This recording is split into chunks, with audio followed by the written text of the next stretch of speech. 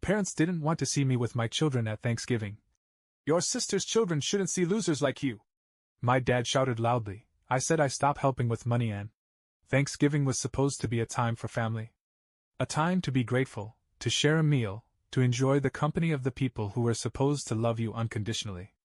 But for me, Thanksgiving had always been a test of endurance. A ritual of swallowing my pride, biting my tongue, and pretending I didn't see the blatant favoritism my parents showered upon my sister, Lisa. Every year, I told myself it didn't matter. That I was just imagining it. That maybe this time would be different. And every year, I left the dinner table with the same bitter taste in my mouth. But this year was worse. Much worse. When I arrived with my 2 kids, Tyler and Emma, the tension hit me before I even stepped through the door. The moment my father laid eyes on me, his expression darkened. He didn't greet me. He didn't acknowledge my children. Instead, he looked at Lisa's perfectly dressed, perfectly mannered children and then back at mine with a sneer. Then, loud enough for the entire room to hear, he said, "Your sister's children shouldn't see losers like you." Silence. The kind that suffocates. I stood there, gripping my son's shoulder, feeling Emma's tiny fingers tighten around mine. My mother busied herself with the mashed potatoes, pretending she hadn't heard. Lisa shifted uncomfortably in her seat but said nothing. The rest of the family stared at their plates, as if suddenly fascinated by their food. I had spent my entire life proving to these people that I wasn't a failure.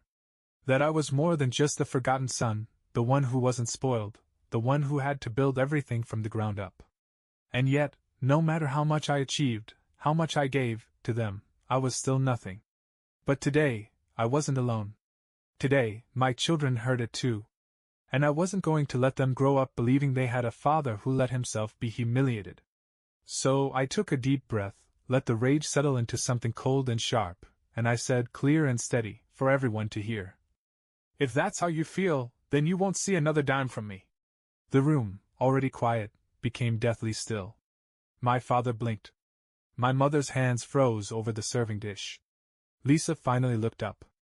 And in that moment I saw it, the realization. The weight of what I had just said sinking in. Because for years, I had been their safety net. The one who covered their bills when they came up short. The one who bailed Lisa out of her terrible financial decisions. The one who made sure they never had to suffer the consequences of their own irresponsibility. I turned to my kids. "Come on," I said. "We're leaving." And as I walked out of that house, for the first time in my life, I felt truly free. The drive home was quiet. Too quiet. Tyler stared out the window, his brow furrowed the way it always did when he was deep in thought. Emma, only 6, held onto her stuffed rabbit, looking up at me in the rearview mirror every so often, her small face scrunched in confusion. She didn't understand what had happened, not fully. But she understood enough to know that something wasn't right. "Dad?" Tyler finally spoke. His voice was careful, uncertain. "Why does Grandpa talk to you like that?" I exhaled, gripping the steering wheel tighter. What was I supposed to say? That my own father had never respected me? That no matter what I did, I would never be enough for him? "He just doesn't see things the way he should," I said carefully. "But that doesn't matter. What matters is that we don't have to listen to him anymore." Tyler nodded slowly, but I could tell the answer didn't satisfy him. He was old enough to know that family was supposed to be different. That fathers weren't supposed to treat their sons like dirt. Emma's voice was softer. "Are we still gonna go to Grandma's for Christmas?" I didn't answer right away. The truth was, I hadn't thought that far ahead yet. Thanksgiving had been bad, but Christmas? That was the big one. The holiday where I usually spent the most, made sure the house was full of gifts, not just for my kids, but for my parents and Lisa's family too. It was always me who put the most under their tree. And they had the nerve to call me a loser. Not this year. "No, sweetheart," I said finally. "I think we'll do Christmas at home this time." Emma pouted, but Tyler seemed to understand. "Good," he muttered under his breath. By the time we got home, my phone was already buzzing. I glanced at the screen. "Mom." I let it ring. A few minutes later, another call. "Lisa." Then Dad. I set the phone down on the kitchen counter, ignoring them all. Whatever they had to say, I wasn't interested. But the text started next. Mom, honey, please don't take what your father said too seriously. You know how he gets. We can talk about this, just call me back. Lisa, why would you say something like that in front of everyone? You embarrass Dad. Dad, grow up. This is why you'll never be as successful as Lisa. You act like a child. You think you can just cut us off? Don't be stupid. I stared at the screen, my pulse pounding in my ears. Successful? Lisa, the same woman who had declared bankruptcy twice because she couldn't manage money? The same woman whose lifestyle I had been propping up for years. And yet, she was the one they praised.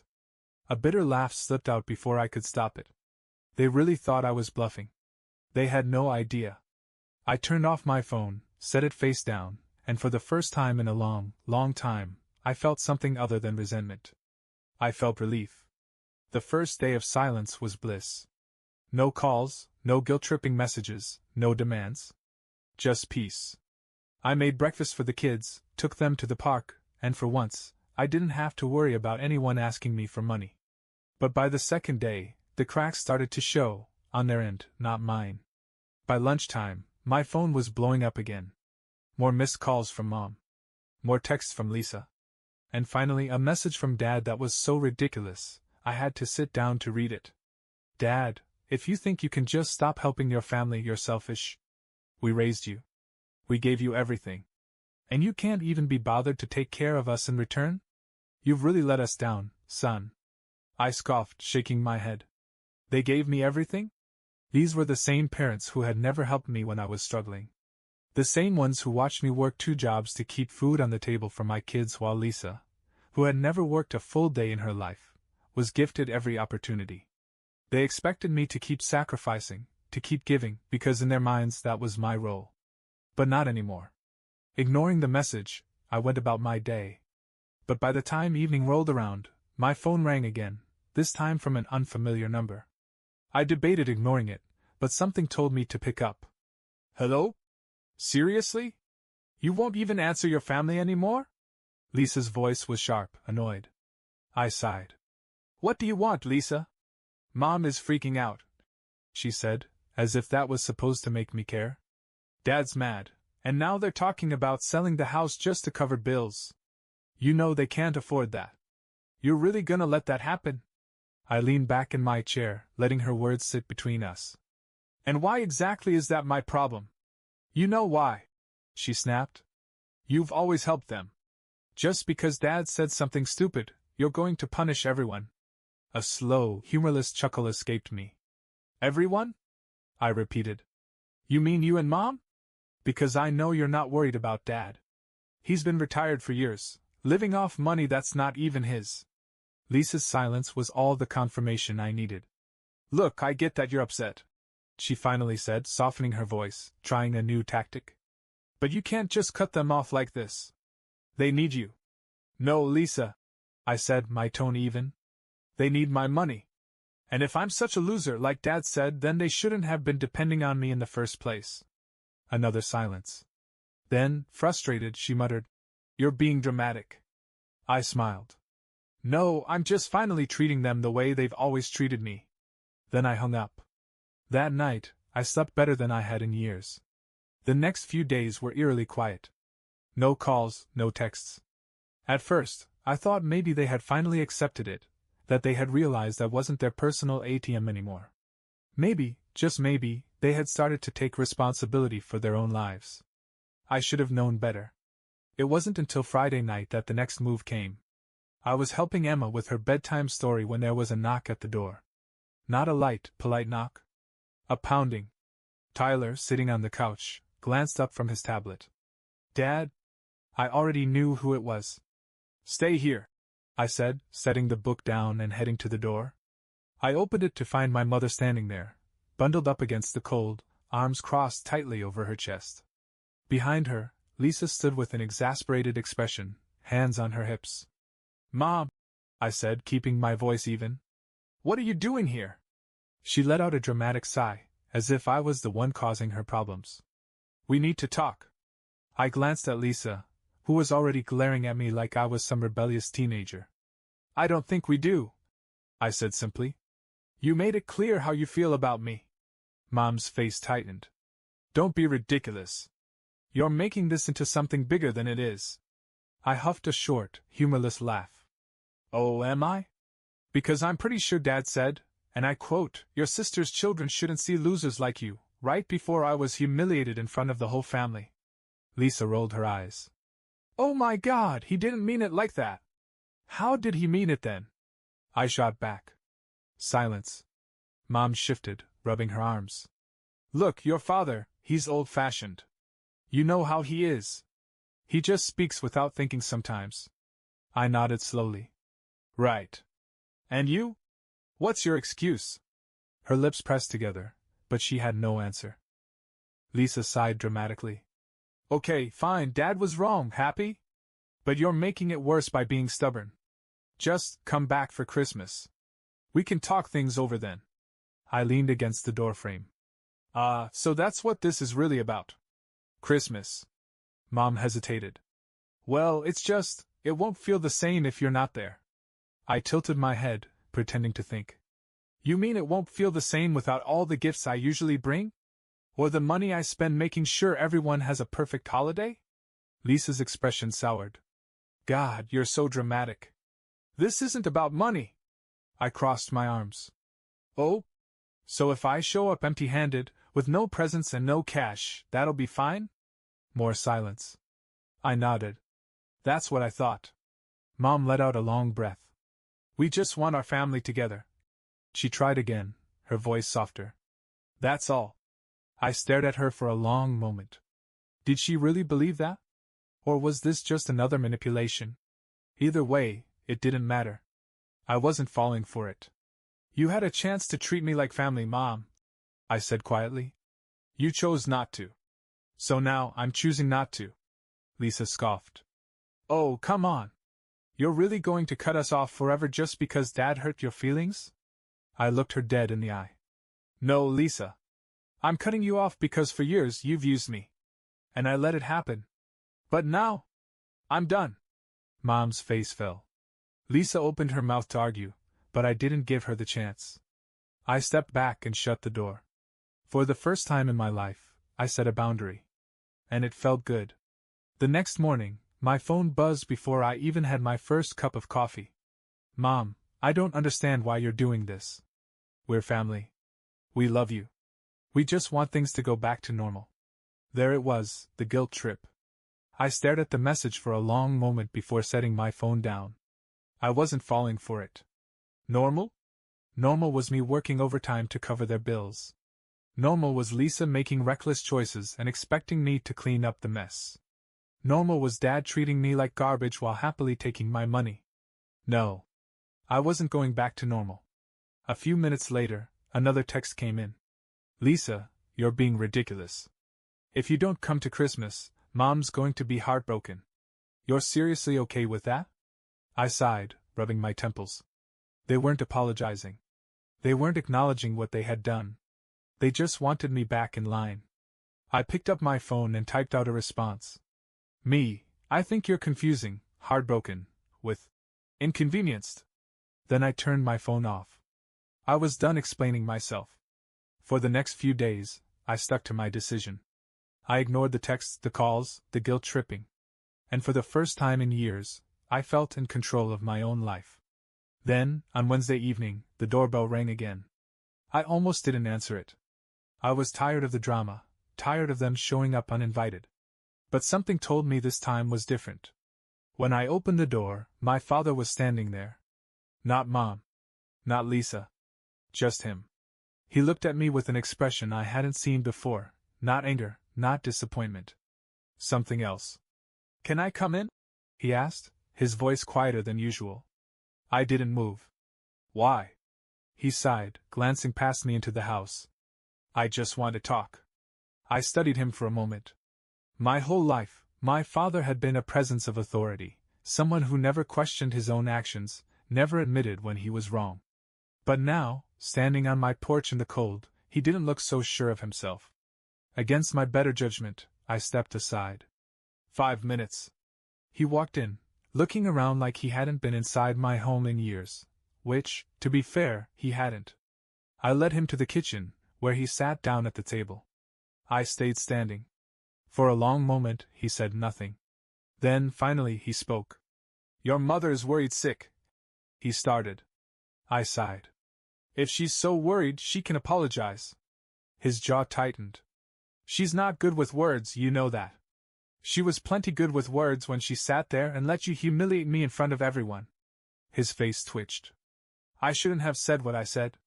It wasn't an apology, but it was the closest thing I'd ever get from him. Still, I crossed my arms. And? He looked up at me, his hands clasped together. Look, I know you're angry. But you made your point. Cutting off your family isn't the answer. I huffed a short laugh. Oh, so now I've made my point? And what point is that, Dad? His eyes darkened. That you have control. That you hold all the cards. Fine. But enough is enough. There it was. The real reason he was here. It wasn't about me. It wasn't about understanding why I was done. It was about money. I shook my head. You still don't get it, do you? What? He snapped, the patience in his voice finally cracking. I'm not playing a game, I said. I'm not holding all the cards. I'm not trying to punish you. I'm just done. His jaw tightened. That's not how family works. I leaned forward, placing my hands on the table. Then explain it to me, Dad. Explain how family works. Because from where I'm standing, it looks like family only applies when it benefits you. Silence. He exhaled sharply, looking away. You've always been dramatic, he muttered. I straightened. And you've always taken me for granted. He looked at me then, really looked at me, like he was seeing me for the first time. You're serious about this? He said quietly. I nodded. I am. For the first time, I saw something flicker in his expression. Not anger. Not frustration. Something closer to regret. He stood up, adjusting his jacket. Fine, he said stiffly. If that's how you want it. I nodded once. It is. Without another word, he walked toward the door. I followed, holding it open. Just before stepping out, he hesitated.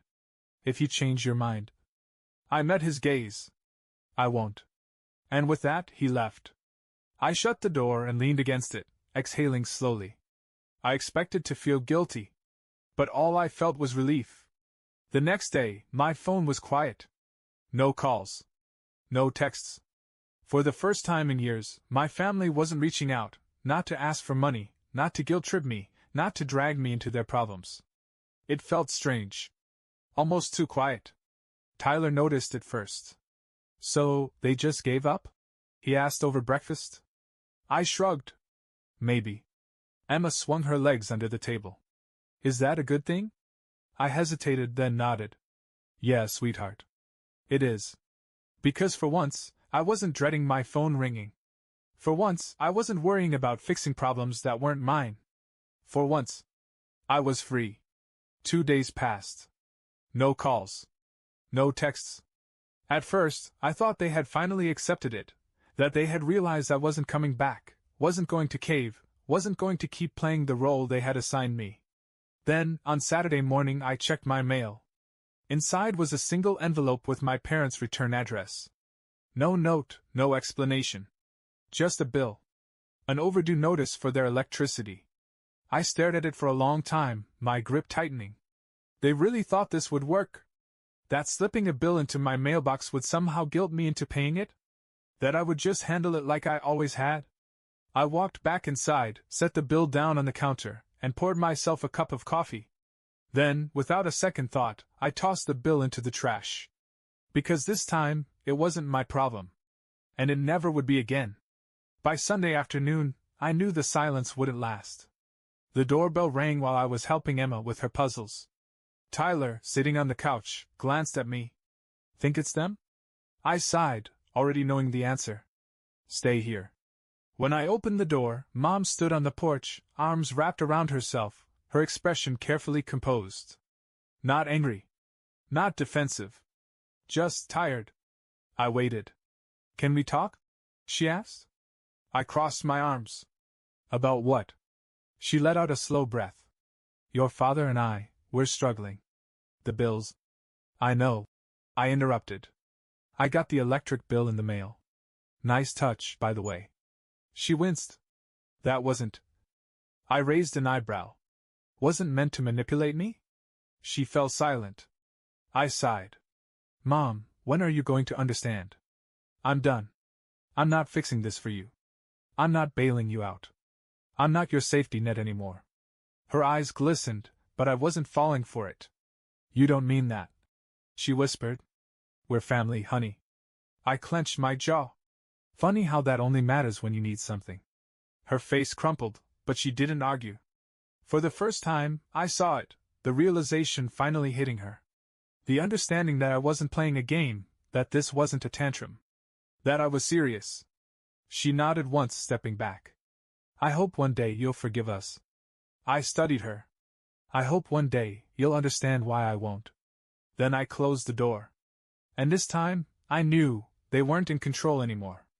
I was. Days passed, then a full week. No calls. No texts. No surprise visits. For the first time in years, my life was mine. At first, I kept waiting for the other shoe to drop, for Dad to explode, for Lisa to show up screaming, for Mom to send some long, guilt-ridden message begging me to reconsider. But nothing came. One evening, as I sat on the couch watching a movie with Tyler and Emma, I realized something.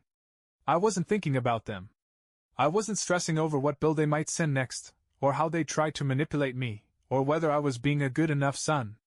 I was just here. With my kids. Present. Emma giggled at something on the screen, leaning against my side. Tyler smiled, completely relaxed. And for the first time in as long as I could remember, I felt truly at peace. I had spent so much of my life chasing after their approval, hoping for some acknowledgement, some love that would never come. But I didn't need it anymore. I had my own family. And that was more than enough.